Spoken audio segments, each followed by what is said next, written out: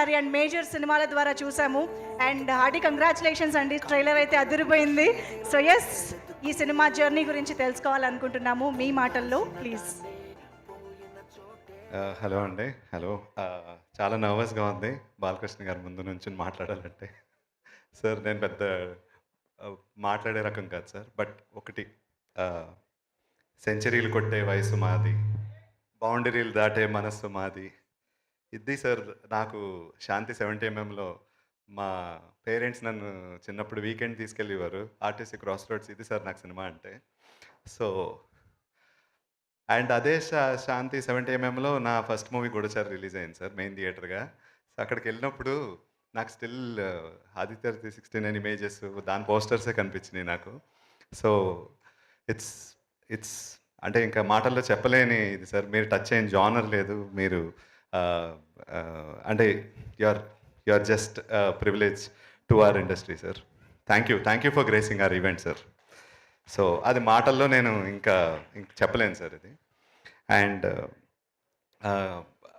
సత్యభామ గురించి మాట్లాడితే, నన్ను ఈ స్టోరీ నా ఫ్రెండ్స్ రమేష్, ప్రశాంత్ ముందు కథ చెప్పారు. కథ చెప్పినప్పుడు నేను చాలా అటాచ్ అయిపోయాను ఈ స్టోరీకి. అటాచ్ అయినప్పుడు ఇది ఎలాగైనా ఇది చెప్పాలి, దీన్ని ఎలాగైనా బయటికి తీసుకురావాలి అన్న ఇదితోటి స్టార్ట్ అయింది.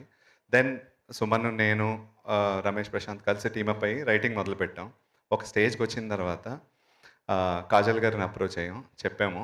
ఆవిడ ఫస్ట్ సిట్టింగ్‌లోనే ఇలా కూర్చొని స్టోరీ అవ్వకుండానే when are you guys shooting అని అడిగారు. సో మేము వెంటనే అక్కడి నుంచి చకచక పనులన్నీ స్టార్ట్ చేసుకొని షూట్‌కెళ్ళాము. అండ్ దెన్ అసలు ఎలా అయిపోయిందో ఇదంతా, ఇక్కడ నుంచి నేను ఈ ఈవెంట్‌లో ఈ సినిమా గురించి మాట్లాడుతున్నాను, అసలు నాకు నిజం అనిపించట్లేదు. Yeah! So I really thank all the cast and crew of Satyabhama. ఇంకో సందర్భంలో టైం ఉన్నప్పుడు నేను దీర్ఘంగా మాట్లాడదాం అనుకుంటున్నాను. And thanks Naveen. అసలు మీరు you are the backbone of Satyabhama. అది రేపు తెర మీద చూసినప్పుడు తెలుస్తది.